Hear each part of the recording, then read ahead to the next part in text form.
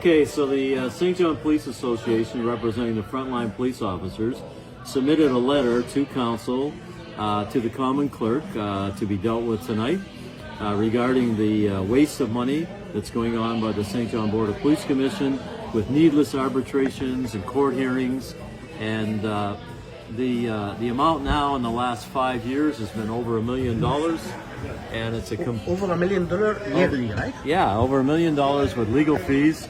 And it's a complete waste of taxpayers' money.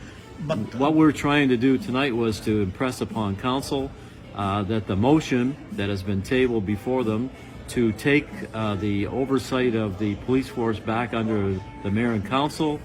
We were there to present the reasons why, and our letter was removed from the agenda. Despite you submitted it with schedule and everything, right? Yeah. You followed the procedure. We followed the procedure. We submitted the letter to the common clerk, and it was therefore it was supposed to be in the kit and on the agenda tonight. It had been arbitrarily removed, so I got up on a point of order, asking why the letter from the Frontline police officers was not on the agenda, and councilors started objecting, and the mayor said out of order, not on the agenda. And the council agreed, or they were against you? The councilor was against us. Sullivan was against us, okay. Who's running for council again. Okay. And this councilor obviously does not want to know what's going on at the police force, and he was making a lot of... Despite you represent the police officers, right? Yeah. And most of the police officers don't agree on this commission, right?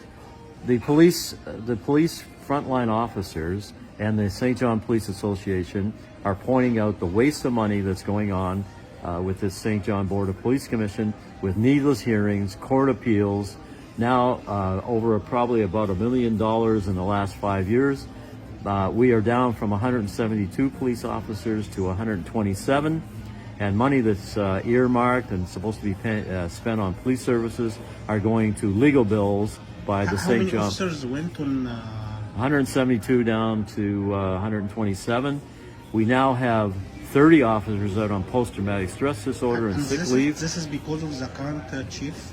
This is because of the current chief in St. John Board of Police Commission. Okay. And therefore, we wanted... So it's obvious. Everyone knows why the officers are going on mental sick leave, right? Exactly. So we're there tonight to try to ask why our letter that points out all of the reasons why the mayor and council, who are elected by the taxpayers, should have oversight of the police force, not a non-elected body. Exactly. They need to review the budget, make sure where the money is being spent. This is taxpayer money, right? Exactly. So when you have around $1 million being spent on legal fees, it should be spent on police services.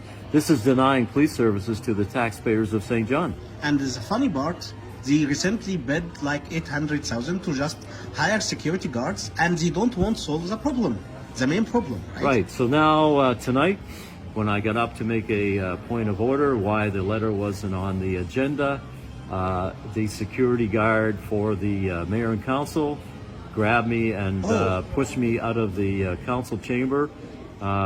And this is unbelievable because I didn't know the city. You represent the police officers in the city, and they do this to you in the council? Yeah, I mean, basically I'm there on behalf of the frontline police officers, and to be treated that way is unbelievable in the city of St. John. They are planning to run again for the election in May?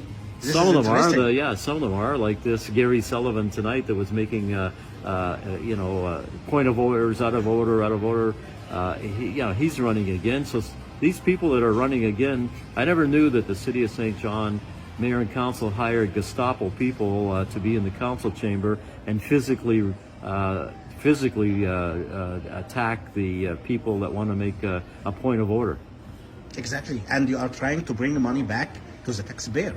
Yes, because the city of St. John has a number of lawyers.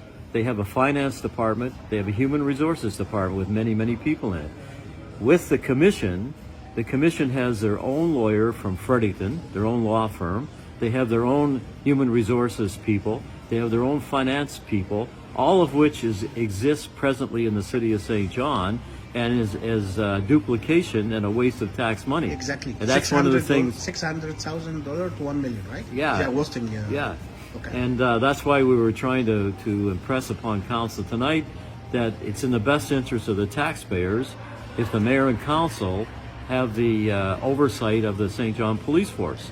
Because the other municipalities that have a municipal standalone police force, which is Edmundston, Grand Falls, Woodstock, Fredericton, Miramichi, Bathurst, all have mayor and council oversight.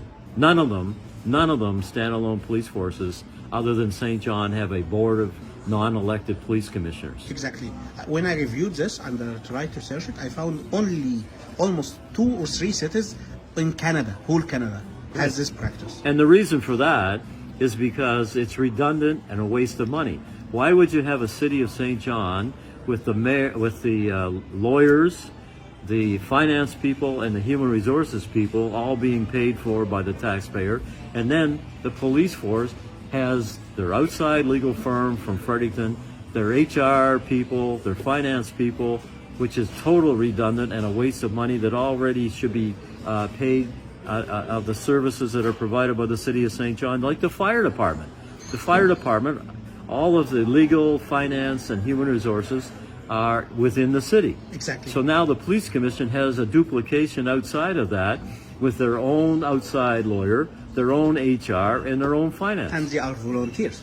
Yeah. They are not elected. They're not elected. Exactly. I mean, the point of the matter is that's why all of the municipalities in New Brunswick, except St. John, that has a standalone police force, have the mayor and council oversight, not an outside, non-elected police board. Exactly.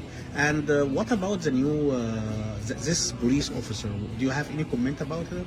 Because I heard a lot of things about the county chief. The present chief has caused a needless waste of arbitration in court matters since he came here, which is now exceeding, we believe, $1 million. Oh, and I have another question. What about his treatment to the officers? Why many officers are running and taking mental sick leave? Will this situation continue?